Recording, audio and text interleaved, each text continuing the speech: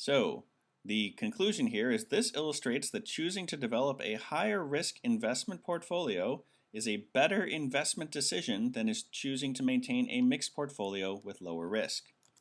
The evidence for this is that the most profitable investors carry a higher percentage of risk in their portfolios. So, again, when you're looking for assumptions, one of the things to look for is terms that appear in the conclusion that don't appear in the evidence. Here, we have this notion of a better investment decision appearing in the conclusion that was not part of the evidence. And you may have gone right along and figured, yes, well, these profitable investors were making better investment decisions. But those are not the only bases on which people choose their portfolios. So they could do it randomly according to some kind of algorithm or system rather than an actual decision. Anyway, so we have some terminology here in the conclusion that suggests that this higher risk is a good decision on their part. The other thing that the argument ignores is that even though the most profitable investors carry a higher percentage of risk, it doesn't say anything about how much more likely you are to be this higher profiting investor with this higher percentage of risk.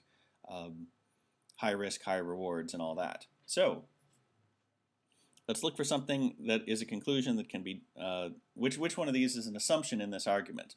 Is it A, mixed portfolios with lower risk do not provide significant return on investment? Well, there's no support for saying there's not significant return. B, investors may either develop more diversified lower risk portfolios or less diversified higher risk portfolios. Well, that's not true either. They could have a less diversified higher risk portfolio or they could have a less diversified low risk portfolio or a more diversified higher risk portfolio. So this is not a choice that actually exists. C, the returns on investment achieved by the most profitable investors can be achieved just as readily by less profitable investors. That's certainly true, but it's not an assumption on which the argument relies. So we can't draw that conclusion. The most profitable investors invest the majority of the portfolios in higher risk positions. Again, we don't know that they risk the majority. All we know is that they carry a higher percentage of risk. So we can't make this assumption either.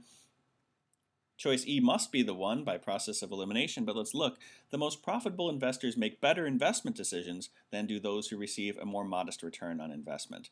So yes, this is an assumption in the argument that those who chose those higher risk portfolios and made more money, we are assuming that they did so based on clever stock market working, or clever investment management, when in fact it could have just been luck or some other system by which they chose their higher risk portfolios. So this one is definitely an assumption in the argument that leads to the conclusion, and the giveaway, of course, in this particular case is that term about making better investment decisions.